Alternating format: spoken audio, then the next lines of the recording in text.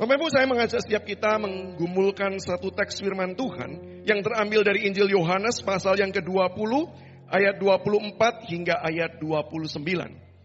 Injil Yohanes 20 ayat 24 hingga 29 saya akan membacakan bagi Bapak Ibu dan rekan-rekan sekalian melalui terjemahan baru yang kedua. LAI sudah menerbitkan terjemahan baru yang kedua, saya akan bacakan di dalam terjemahan tersebut. Demikianlah bunyi firman Tuhan. Tetapi Thomas, salah seorang dari ke-12 murid itu yang disebut Didimus, tidak ada bersama-sama mereka ketika Yesus datang ke situ. Jadi ketika murid-muridnya yang lain itu kepadanya, kata murid-murid yang lain itu kepadanya, kami telah melihat Tuhan. Tetapi Thomas berkata kepada mereka, sebelum aku melihat bekas paku pada tangannya, dan sebelum aku menaruh jariku ke dalam bekas paku itu, dan menaruh tanganku ke lambungnya, sekali-kali aku tidak akan percaya. 8 hari kemudian murid-murid Yesus berada kembali dalam rumah itu, dan Thomas bersama-sama dengan mereka. Sementara pintu-pintu terkunci, Yesus datang, dan ia berdiri di tengah-tengah mereka dan berkata, damai sejahtera bagi kamu.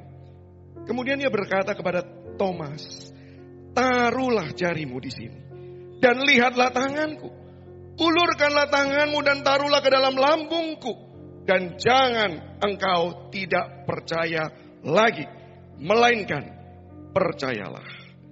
Thomas menjawab dia, ya Tuhanku dan Allahku. Kata Yesus kepadanya, karena engkau telah melihat aku, maka engkau percaya. Berbahagialah mereka yang tidak melihat, namun percaya. Demikian jauh firman Tuhan dibacakan bagi setiap kita. Selamat dan berbahagia setiap kita yang membaca, merenungkan, menggumulkan firman Tuhan ini di dalam kehidupan kita hari lepas hari. Amin. Bapak Ibu dan rekan-rekan, hari ini hari Paskah. Hari di mana kita orang-orang Kristen bersyukur dan bersukacita akan kasih dan karunia yang Tuhan berikan di dalam kehidupan setiap kita. Tapi pertanyaan saya, pertanyaan yang silakan dijawab di dalam hati masing-masing.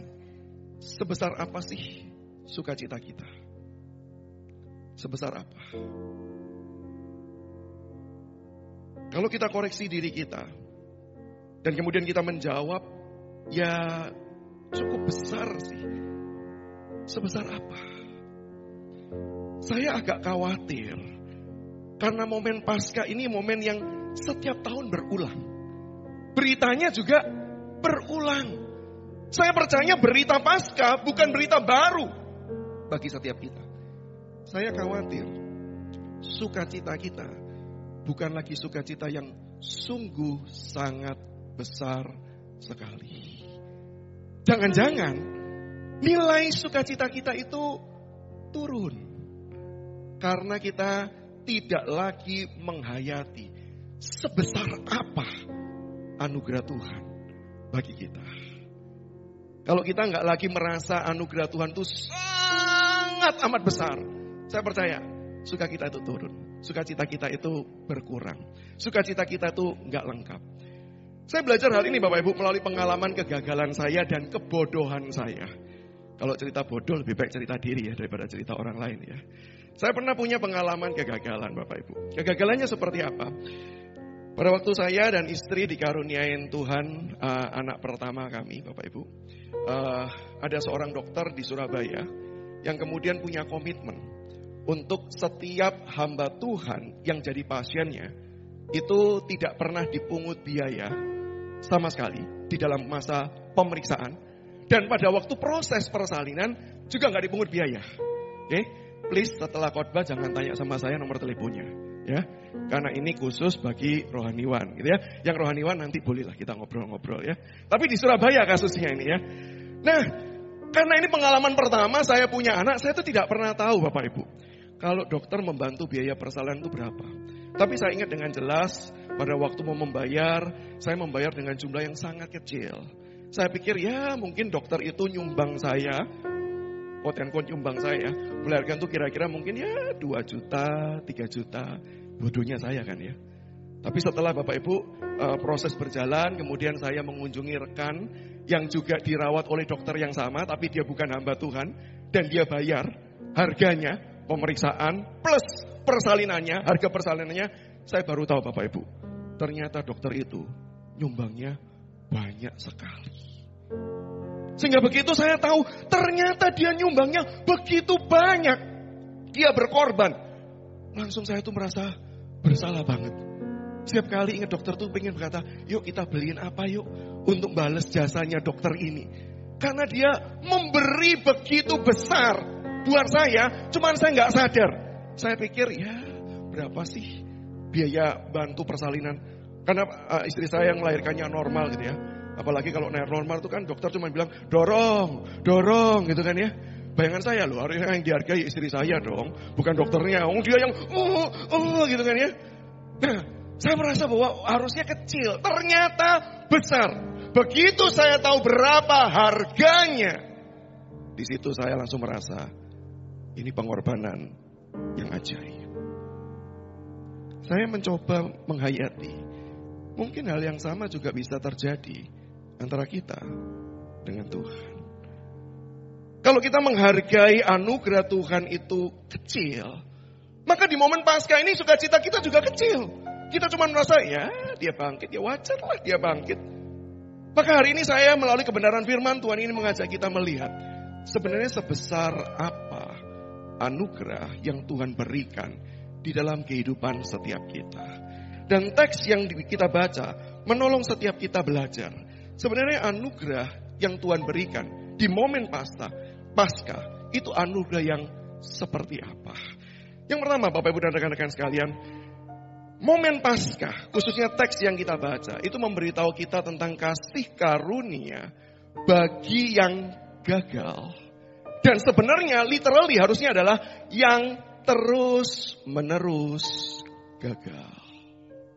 Kasih karunia diberikan bagi yang gagal, terus menerus gagal. Bapak Ibu, kalau kita baca teks ini, biasanya orang langsung mengarahkan bahwa tokoh utama kisahnya Thomas. Kemarin ketika seminar saya sudah singgung. Sebenarnya Bapak Ibu, teks ini tokoh utamanya bukan Thomas. Thomas cumanlah salah satu tokoh yang diangkat mewakili murid-murid yang lain. Tetapi kalau tanya tokoh utamanya siapa? Tetap Yesus yang bangkit itu. Tahu dari mana bahwa teks ini bukan berbicara tentang Thomas tokoh utamanya? Karena kita membaca tadi di dalam bunyi firman Tuhan. Di ayatnya yang ke-24. Dimulai dengan kata tetapi. Bapak Ibu kita tahu. Kata ini tidak pernah menjadi kata paling awal untuk memulai sesuatu hal yang baru. Kata tetapi itu adalah kata yang selalu menghubungkan yang sebelumnya dengan yang sekarang. Dan biasanya kemunculan kata ini tidak menyenangkan Bapak Ibu. Betul kan ya? Apalagi kalau dimulainya dengan pujian. Bagaimana pelayanannya? Wah bagus. Tapi itu tidak perlu diteruskan, belakangnya kita sudah tahu kok. Bahwa nggak enak. Nah ini kata muncul di sini. Jadi ini bukanlah sebuah bagian yang baru. Tapi bagian kelanjutan dari kisah sebelumnya. Kisah apa? Kisah bagaimana Yesus menampakkan diri kepada murid-murid yang lain. Dan Bapak Ibu, kejatuhan para murid bukan cuma Thomas, itu kejatuhan semuanya. Sekali lagi ya, jangan mendiskreditkan Thomas. Dia hanyalah salah satu yang diangkat figurnya. Sebenarnya siapa sih yang gagal? Sebenarnya semua murid gagal. Gagalnya di mana? Yuk kita perhatikan teksnya. Saya sudah tuliskan di dalam layar LCD untuk menolong setiap kita. Mari kita perhatikan di dalam perikop sebelumnya. Tuhan Yesus menampakkan diri kepada para murid dalam kondisi seperti apa? Baca teksnya baik-baik. Para murid yang berada di dalam sebuah rumah dengan apa keterangannya? Pintu-pintu yang terkunci. Yohanes menolong setiap kita memberitahu alasannya. Kenapa pintunya terkunci? Padahal mereka di dalam rumah. Alasannya jelas. Karena mereka takut kepada penguasa Romawi. Ketika Yesus datang kepada mereka yang takut, Yesus memberkati mereka. Mereka semua dituliskan bersukacita. Mereka bergembira. Dan kegembiranya luar biasa besar. Bapak Ibu, saya membayangkan harusnya ketika sekarang mereka berjumpa dengan Yesus yang bangkit dari kematian. Yesus yang menang atas maut itu. Harusnya kegembiraannya amat ajaib sekali.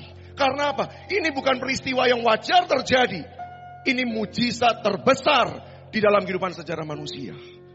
Harusnya sukacita itu membuat mereka gembira dan berani. Kenapa? Guru yang ditangkap, guru yang tersalib, guru yang mati, tapi guru itu tetap hidup. Maka saya membayangkan harusnya para murid berkata apa? Gak usah takut, guru kita bangkit kok. Pergi aja keluar. Kenapa? Kalaupun nih kita pikir bodoh-bodohannya ya. Kalaupun saya nanti tertangkap. Dan kalaupun pada akhirnya saya harus mati. It's okay. Kenapa? Tenang, guru gue aja bangkit. Dia sanggup dong bangkitkan saya. Harusnya keberanian itu muncul dalam diri mereka. Bahkan para murid ini berani bersaksi loh sama si Thomas. Memberitahu, Mas. Nah ini saya gak tahu panggilannya yang umum apa ya. Cuman kalau orang Indonesia kan suka nyingkat kalau gak depan, belakang gitu ya. Tom, gak enak sih. Takut nanti kesayangan sama Tom and Jerry gitu ya. Mas, Yesus sudah bangkit. Mereka berani. Tapi perhatikan teks menuliskan apa. Ketika mereka sudah bilang, Thomas gak percaya. Harusnya para murid yang sudah melihat percaya dan berani. Tapi teks Yohanes menulis kembali. 8 hari kemudian. Di dalam rumah yang pintu-pintunya terkunci. Kenapa? Pintunya terkunci. Yohanes memang tidak menuliskan detail lagi. Tapi bukankah bagi Yohanes cukup memberitahu. Selama mereka di dalam rumah. Selama mereka mengurung diri. Itu alasannya satu. Mereka takut. Bahkan Yesus yang bangkit. Yesus yang penuh dengan kuasa itu sudah menjumpai mereka. Mereka tetap masih takut. Dan coba perhatikan teksnya kembali. Para murid itu sudah lihat bukti loh. Jadi yang menuntut bukti pertama-tama bukan Thomas. Para murid sudah menuntut bukti. Maka Yesus sudah tunjukkan, nih. Nah, begitu para murid cerita sama Thomas. Thomas menuntut buktinya tambah. Yaitu apa? Bukan cuma lihat, tapi masukin tangannya ke lubang.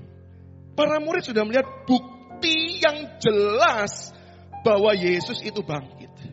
Tapi mereka yang sudah melihat Yesusnya dan mereka punya bukti empiris yang kuat untuk percaya. Tapi apa jadinya? Mereka tetap gagal. Bapak Ibu, bukankah kisah ini sebenarnya merefleksikan kehidupan kita? Berapa banyak Allah itu sudah berkasih karunia bagi kita.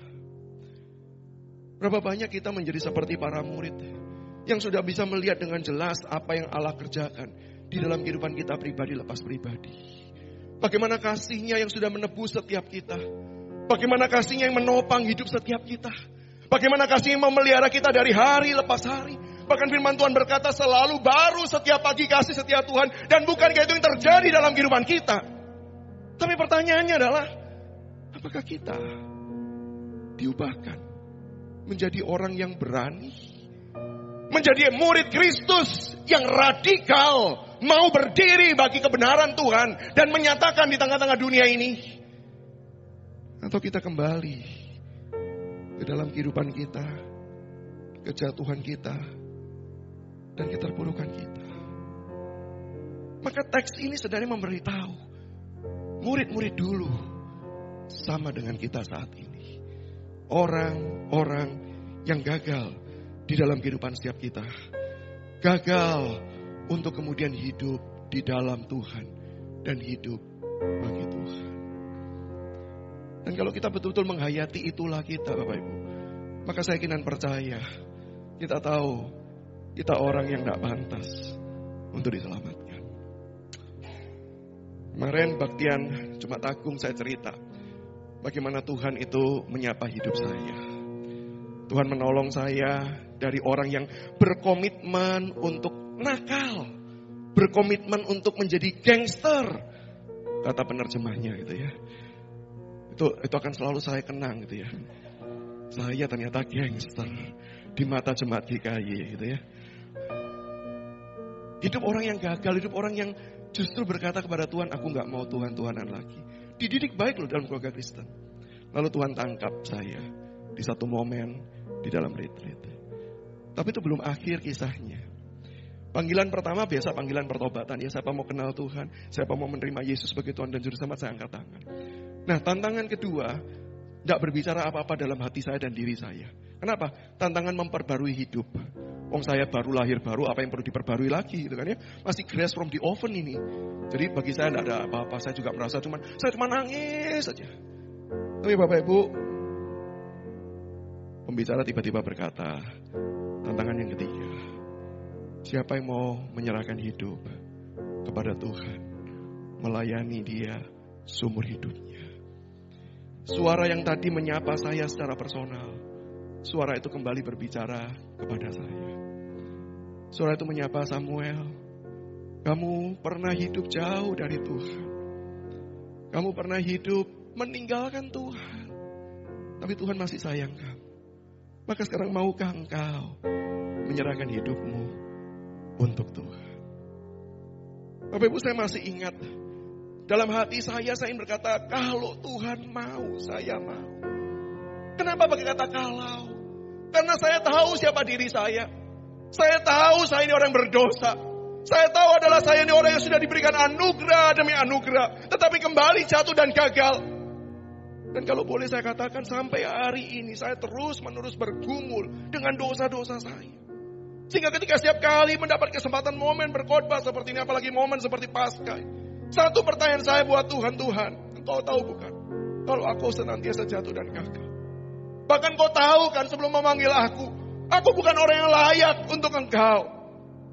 Engkau tahu bukan? Dan Tuhan menjawab, ya, aku tahu.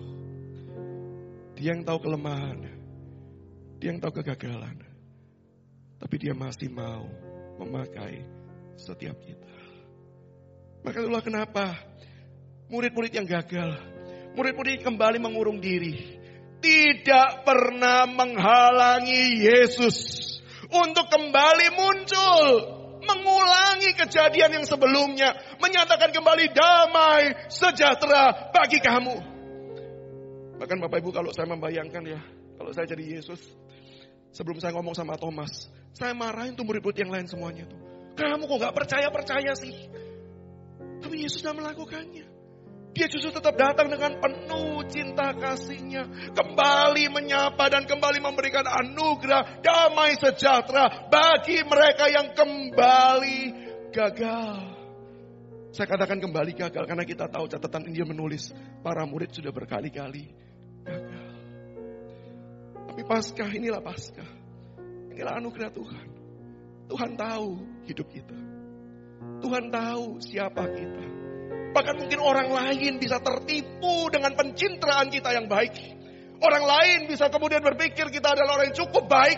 Tapi jujur, bukannya kita tahu siapa diri kita yang sebenarnya. Dan hari ini firman Tuhan mau berkata kepada setiap kita. Tuhan tahu kok hidup kita seperti apa. Tuhan tahu yang paling dalam, paling busuk, yang tersembunyi. Tapi Dia yang tahu. Dia yang kembali datang dan berkata, damai sejahtera bagi kamu. Hari ini apapun yang terjadi dalam kondisi kehidupan kita, ketika kita menyadari kalau kita lemah, kita tidak berdaya, ya itulah kita. Dan firman Tuhan hari ini berkata, Allah yang bangkit, Allah yang menyapa murid-muridnya dengan berkata damai sejahtera. Dan bukankah kisah paling jelas dituliskan kembali oleh Yohanes di pasal 21 kepada Petrus yang kembali jatuh dan kembali gagal itu. Tuhan justru datang dan berkata, apakah engkau mengasihi aku? Dan apa yang terjadi Bapak Ibu? Petrus yang jatuh, Petrus yang berkata, aku mengasihi Tuhan meskipun belum terbukti. Tapi Tuhan mengasihi Petrus. Maka yang dilakukan apa? Dia memberikan kembali kepercayaan itu kepada dia. Ini Paskah. Inilah anugerah Sehingga saya ingin mengajak kita di dalam poin ini kita datang. Kita menghayati Paskah. Melihat kasih karunia yang begitu besar bagi hidup kita. Kasih karunia yang melampaui segala kejatuhan dan kegagalan kita. Kasih karunia yang kembali menopang setiap kita dan mengangkat kita yang jatuh dan lemah. Itulah Paskah. Anugerah bagi yang terus menerus jatuh. Tetapi yang kedua, Bapak Ibu dan rekan-rekan sekalian, Paskah itu juga berbicara mengenai kasih karunia bagi mereka yang tidak beriman, tapi saya berikan tanda penjelasan, tidak mau beriman. Dan di dalam bagian ini saya secara khusus mengajak kita mengamati tokoh Thomas, Bapak Ibu. Thomas ini diangkat oleh Yohanes bukan menjadi tokoh utama, tetapi menjadi perwakilan para murid yang kita bisa belajar dari hidup Thomas juga. Thomas yang gagal. Kenapa dikatakan Thomas yang gagal? Bapak Ibu, Thomas tidak percaya. Saya mau mengatakan di awal, ketidakpercayaan Thomas di satu titik bisa dikatakan wajar terjadi. Wajar bukan benar. Oke? Ketidakpercayaan Thomas itu wajar. Kenapa? Ada alasannya. Yang pertama, secara fakta historis, Thomas memang tidak ada di tempat tersebut. Sehingga ketika muridnya berkata Yesus bangkit, wajar dong kalau dia itu yang tidak melihat, ya tidak bisa percaya dengan begitu mudahnya. Apalagi topik yang diangkat tentang topik kebangkitan. Ini bukan bicara tentang saham naik atau turun.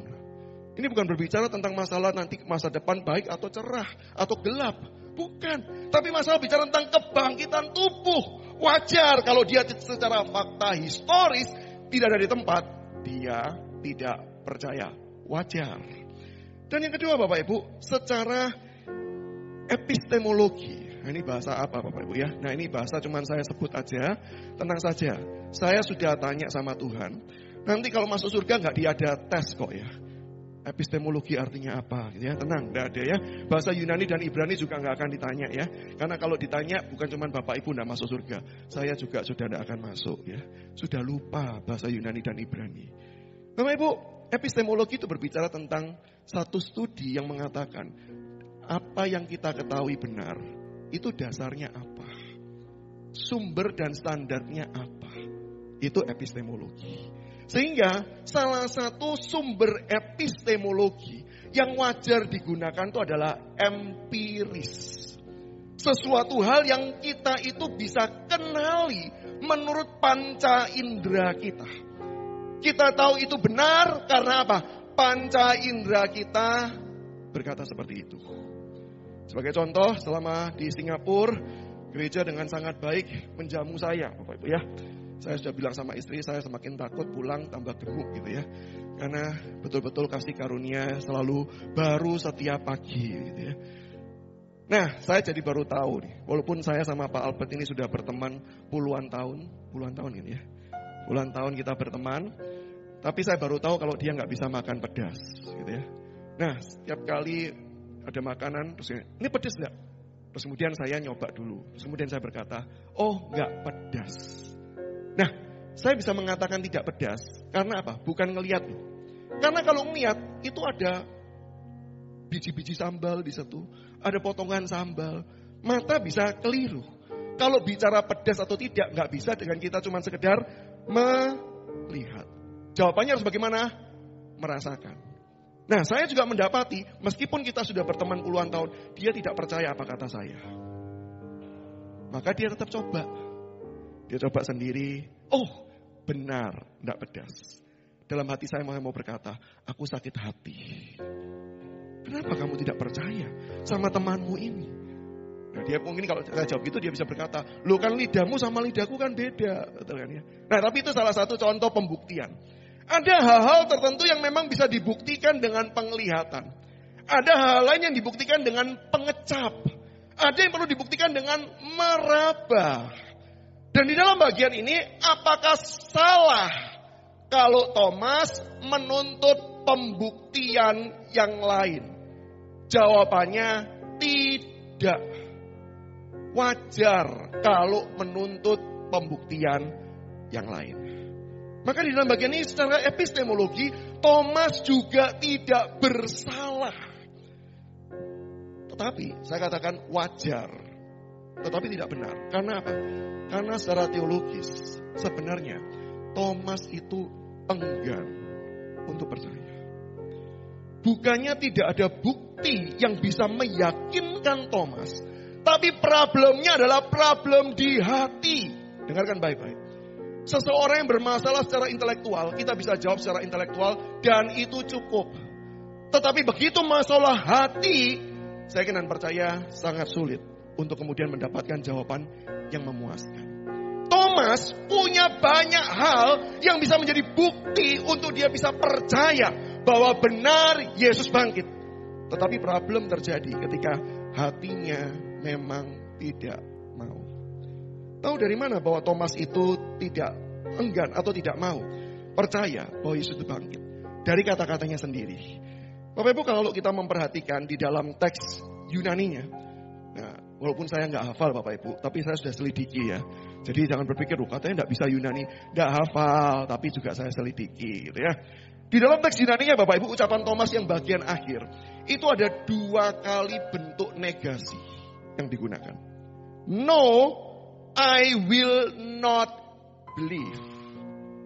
Di dalam beberapa terjemahan bahasa Inggris cukup tepat ketika menambahkan kata surely I will not believe.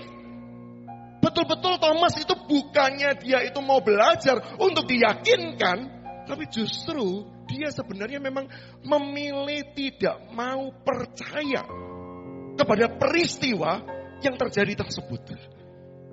Bukti lainnya apa Bapak Ibu? Bukti lainnya adalah ini Bapak Ibu. Penuntutan pengkriteriaan yang terlalu sempit. Menuntut bukti Bapak Ibu, itu tidak pernah salah. Sekali lagi ya saya ulangi ya. Menuntut bukti itu tidak salah. Tetapi ketika seseorang itu menuntut bukti yang sangat sempit, itu sebenarnya dengan kata lain, dia enggan untuk mau percaya. Thomas berkata apa? Aku tidak akan mau percaya. Kecuali aku itu bukan cuma melihat, tapi aku masukin. Bener bolong atau enggak. Atau jangan-jangan Yesus sudah pergi ke Bali, kemudian ditato 3D. Jadi kelihatannya berlubang, padahal enggak berlubang. Jadi aku memasukkan. Kalau sampai tembus, baru aku mau percaya. Demikian juga luka di perutnya, di lambungnya. Aku mau coba pegang. Bapak Ibu, ini sebuah penuntutan kriteria yang sangat spesifik, rigid sekali. Kalau saya misalkan Bapak Ibu, kira-kira kejadiannya itu mirip seperti ini Bapak Ibu. Ada jemaat nih berkata, saya ini mau melayani Tuhan. Kalau saya datang ke gereja, lalu ketika saya duduk, pendetanya itu yang baru itu tiba-tiba datangi saya dan sebut nama saya. Halo Samuel. Lalu dia berkata-kata kepada saya dengan bahasa Jawa halus. Dan perkataannya, Samuel yang baik hati. Maukah engkau ambil bagian di dalam pelayanan Tuhan? Lalu bukan cuma itu saja. Datang orang lain yang juga berkata, Samuel, kamu cocok loh untuk pelayanan ini. Bapak Ibu, saya mau tanya, kemungkinannya berapa persen itu terjadi? Kalau ada jemaat seperti itu ya, saya percaya gembalanya akan langsung berkata, bilang wae gak mau gitu. Gak usah putar-putar. Nah itu Thomas. I will not believe until saya memasukkan tangan, saya memasukkan luka di lambungnya. Ini tuntutan yang sangat spesifik, rigid sekali. Dan itu bukti bahwa sebenarnya Thomas tidak mau atau enggan untuk percaya. Dan yang kedua Bapak Ibu, Thomas sebenarnya sekali lagi punya alasan yang bisa mengatakan dia wajar tidak percaya. Yaitu apa? Orang Yahudi itu punya tradisi Bapak Ibu, bahwa mereka cuma percaya kebangkitan terjadi di akhir zaman. Orang Yahudi itu percaya kebangkitan tubuh, bodily resurrection, itu cuma terjadi di akhir zaman nanti. Sehingga mereka percaya bahwa selama hidup dalam dunia ini tidak mungkin ada kebangkitan tubuh. Tapi Bapak Ibu jangan lupa, Walaupun ini kelihatannya alasan yang wajar, karena Thomas mengikuti gaya pikir orang Yahudi. Tapi bukankah Thomas adalah murid yang juga pernah mengikuti Yesus? Dan ketika Yesus membangkitkan Lazarus, bukan masalah kebangkitan Lazarusnya. Yesus sendiri berkata apa? Akulah kebangkitan dan hidup. Barang siapa percaya kepadaku, dia akan tetap hidup meskipun telah mati. Yesus sendiri mengklaim dirinya sebagai sumber kehidupan. Jadi sekarang pertanyaan begini loh. Kalau Yesus itu sendiri adalah sumber kehidupan, wajar enggak sih kalau Yesus itu kemudian pernah mati dan kemudian dia bisa bangkit karena memang dia sumber kehidupan tersebut. Harusnya dengan pengajaran Yesus ini Thomas bisa melihat dan dia bisa percaya, dia punya bukti, tapi dia memilih tidak mau percaya. Dan yang ketiga Bapak Ibu, orang Yahudi juga percaya kebangkitan itu biasanya terjadi karena para nabi yang membangkitkan. Jadi orang Yahudi itu percaya kalau ada orang mati, lalu ada nabi Tuhan. Maka nabi Tuhan itu bisa dipakai menjadi alat Tuhan untuk membangkitkan. Dan itu sudah terjadi sejak zaman perjanjian lama. Ada nabi-nabi yang Tuhan pakai untuk membangkitkan orang mati. Demikian juga ketika Yesus membangkitkan Lazarus, dalam benaknya orang Yahudi mereka bisa berpikir wajar. Dia nabi, dipercayai sebagai nabi. Sehingga kalau ada nabinya, ada kemungkinan orang mati bisa bangkit. Tapi jangan salah Bapak Ibu, orang Yahudi juga percaya loh, bahwa kebangkitan itu Tuhan yang kasih. Nabi cuman alat. Tapi perhatikan enggak, pola pikir yang ketukar. Sekarang lebih penting mana? Alatnya apa nabinya? Kalau harusnya Thomas percaya bahwa kebangkitan itu Tuhan sanggup berikan. Entah pakai alat yang selama ini dilakukan. Entah pakai cara yang lain. Tuhan tetap sanggup lakukan. Karena dia adalah Tuhan, sumber kehidupan. Tapi bagi Thomas sekarang yang jauh lebih penting apa? Loh, Yesus bisa bangkit. Aku percaya Yesus bisa bangkit. Tapi pertanyaannya, yang bangkitin siapa? Apakah para wanita yang datang ke kubur tiba-tiba dia berkata, Yesus bangkitlah kamu? Enggak, bukan itu peristiwanya. Siapa yang membangkitkan Yesus? Kan gak ada perantara. Kalau gak ada perantara, bagaimana dia bisa bangkit? Perhatikan ini. Yang harusnya sekunder diprimerkan. Yang harusnya utama dipercayai justru tidak diandalkan. Dan kalau kita melihat kegagalan-kegagalan ini Bapak Ibu, bukankah seringkali itu juga terjadi di dalam kehidupan setiap kita? Berapa banyak Tuhan sudah panggil kita, yuk jadi murid, beritakan Injil. Sudah banyak bukti, sudah banyak panggilan, sudah banyak firman Tuhan dinyatakan. Tapi berapa banyak orang berkata, tunggu Tuhan, tunggu. Beri aku bukti yang jelas, baru aku mau melayani. Saya jadi teringat kakak sepupu saya yang almarhum pada waktu peristiwa COVID kemarin. Hidupnya berlaku peristiwa ini Bapak Ibu. Berkali-kali dia dipanggil untuk ambil bagian dalam pelayanan. Dia selalu berkata, nanti ya, nanti ya. Nanti apa? Ya pokoknya nanti sajalah. Nanti sampai saya betul-betul merasa Tuhan tuh panggil saya. Loh kalau nunggu kamu merasa, kapan kamu bisa merasa? Ya pokoknya nanti lah. Ini kan keengganan. Sampai satu kali peristiwa Bapak Ibu, dia sedang mengendarai mobil, terjadi kecelakaan. Mobil itu, foto mobil yang kecelakaan itu difoto oleh polisi, dikirimkan ke keluarga.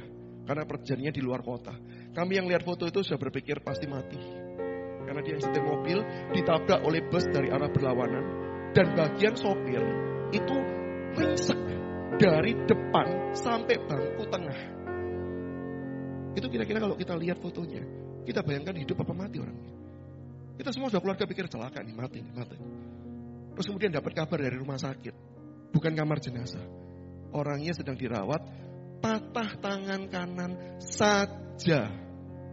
Tidak gegar otak, tidak ada masalah yang lain. Cuman patah tangan kanan. Sambil memar, iya pasti ya. Jangan bayangkan, wow cuma tangannya doang yang kiwir-kiwir ya. Enggak lah, ditabrak ya bengkak itu wajar kan ya. Tapi luka yang lain itu enggak ada, yang gegar otak juga enggak. Masih sadar, karena dia salah satu kerjanya adalah penagih orang yang berhutang pada perusahaan. Dia masih datang keliling untuk bawa uang. Setelah peristiwa kecelakaan, dia enggak tahu ceritanya gimana dia bisa keluar dari mobil. Terus dia masih ingat ada uang di mobil, puluhan juta. Dia masih ambil uang itu, dimasuk ke dalam bajunya. Terus baru dibilang, oke, bawa saya ke rumah sakit sambil bawa uang ini. Berarti kan otaknya masih jalan ya. Terus dicek di MRI, tidak ada masalah apa-apa. Cuma tangan doang. Dan setelah peristiwa itu, dia setelah sembuh, dia berkata, saya mau melayani Tuhan. Dan ketika dia cerita itu, dia tidak pernah cerita dengan nada bangga. Dia cuma cerita, Tuhan pukul saya. Tuhan pukul saya. Bukankah seringkali kita orang yang enggan seperti itu? Dan bukankah kita orang seringkali yang menganggap antara alat dan sumber, kita cenderung mengandalkan alat, bukan sumber. Saya masih ingat Bapak Ibu pengalaman saya ketika masih sekolah Alkitab.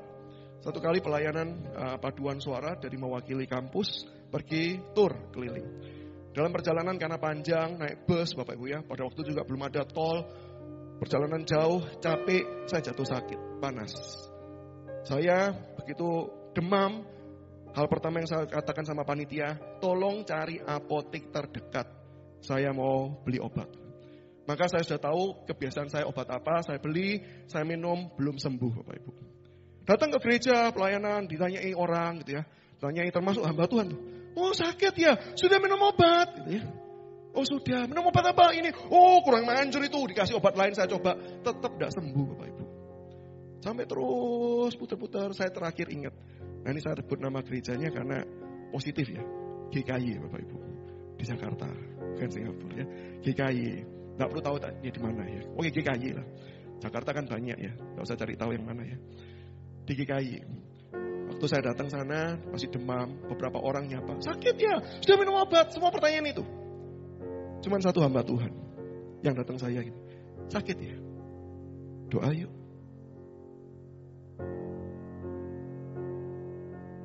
Dan momen itu, momen yang saya selalu ingat.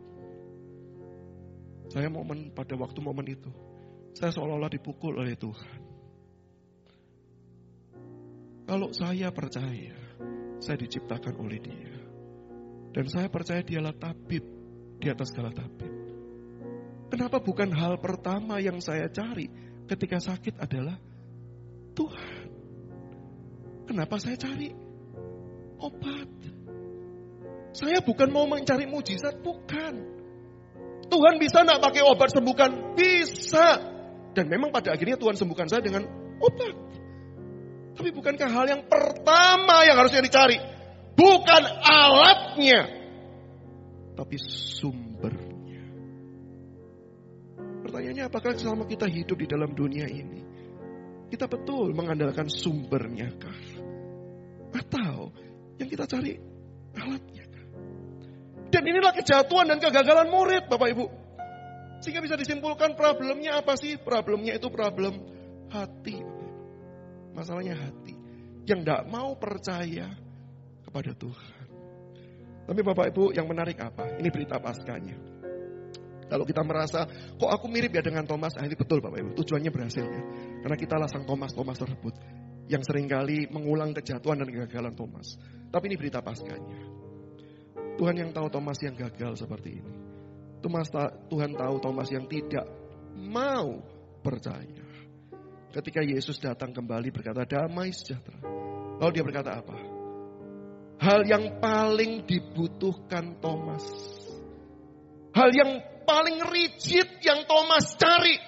Seolah-olah Tuhan mau berkata, kalau kamu memang betul-betul butuh bukti itu, ini aku berikan kepadamu. Bukankah itu sebuah tanda kasih Tuhan kepada Thomas? Yang sebenarnya enggan mau percaya, yang tidak mau percaya. Tapi Tuhan sendiri datang hadir, menyatakan dirinya kepada Thomas. Menyentuh hidupnya secara personal. Sebagaimana yang dibutuhkan oleh Thomas. Dan itulah yang menjadi titik baliknya Thomas. Dia yang tadinya enggan mau percaya. Tapi di momen tersebut dia kemudian berkata, ya Tuhanku. Ya Allahku. Kenapa dia bisa berubah begitu? Anugerah Allah yang diberikan bagi mereka yang bahkan enggan untuk percaya. Sehingga berita ini bukankah memberitahu kita tidak ada satu hal pun yang bisa merintangi Allah menyatakan kasih-Nya bagi kita. Dan itulah berita Paskah. Berita yang menyatakan akan besarnya kasih Tuhan. Berita yang akan anugerah Tuhan. Sehingga setiap kita boleh melihat bagaimana Allah mengasihi kita. Karena Dia mencari kita. Dan Dia menyentuh kita secara personal. Allah bukan pendeta yang melayani secara umum, general. Allah tahu yang menjadi kebutuhan kita. Dan Allah jawab itu tepat. Untuk apa? Menguatkan kita, menopang kita, dan menolong hidup setiap kita. Bapak Ibu, ada seorang ibu yang punya pengalaman pahit di dalam kehidupannya. Dia tidak dicerai oleh suaminya, tapi dia ditinggal oleh suaminya. Bukan cuma sekedar ditinggal, tapi dititipin banyak hutang. Sehingga hidupnya tuh stres. Dan mending kalau setelah pergi, suaminya gak balik-balik lagi. Pergi berapa bulan pulang, KDRT Bapak Ibu. Gak dicerai, tapi dipukulin. Ditinggal, nanti penagih hutang datang. Karena ditinggalnya itu karena dia dikejar-kejar. Jadi dia harus pergi untuk menghindari penagih hutang. Nanti pulang lagi, KDRT lagi Bapak Ibu. Ibu ini stres Bapak Ibu. Ibu ini stres. Dia konseling sampai satu kali dia konseling kepada rekan saya. Dan ibu itu berkata begini, Pak, saya mau bunuh diri. Saya sudah hopeless dengan hidup saya. Saya merasa saya tidak punya pengharapan lagi. Pendeta cuma bisa berkata, Bu, jangan. Di dalam Tuhan selalu ada pengharapan. Ibu itu cuma nantang ini, mana Pak pengharapannya? Bapak ngomong gampang. Tunjukkan pengharapannya sama saya. Teman saya nggak punya jawaban Bapak Ibu. Kenapa? Manusia kita nggak tahu bagaimana caranya menolong. Rekan saya pendeta ini cuma doakan ibu ini dan berkata, Tuhan tolong. Hambamu nggak tahu caranya bagaimana. Tuhan tolong. Bertahun-tahun setelah itu Bapak Ibu, rekan saya ini pelayanan ke luar kota, ketemu ibu ini. Tapi sekarang wajahnya itu sudah berbeda sekali. Wajah yang dulu itu begitu pucat, begitu kurus, rasanya betul-betul orang itu sepertinya mau mati. Tapi sekarang wajah ini bisa ceria, bisa gembira. Lalu kemudian ibu itu sapa, Pak, masih ingat saya? Oh ingat banget Bu, kenapa kok bisa ingat Pak Pendeta? Karena jarang ada yang mau bilang bunuh diri Bu. Jadi ada orang yang mau bunuh diri, saya selalu ingat ini. Terus saya waktu ketemu dalam hati pendeta ini ngomong sama saya, karena ini cerita sharing personal, dia cerita sama saya ini. Saya sebenarnya mau tanya, kok belum mati Bu? Ini bunuh diri dengan cara apa kok belum mati gitu ya? Nggak jadi bunuh dirinya. Tapi kemudian ibu tuh bilang, Pak boleh enggak nanti setelah selesai ibadah, saya mau cerita-cerita sama Bapak. Oh iya tentu saja, pengen diupdate, kok bisa masih hidup gitu. Lalu mereka ngobrol Bapak Ibu. Dan ibu tuh cerita. Pendeta teman saya ini tanya dulu. Bu, masalahnya sudah beres? Oh belum. Suami saya masih dikejar-kejar hutang. Saya pindah ke kota ini karena saya menemukan pekerjaan untuk bisa bantu bayar hutang.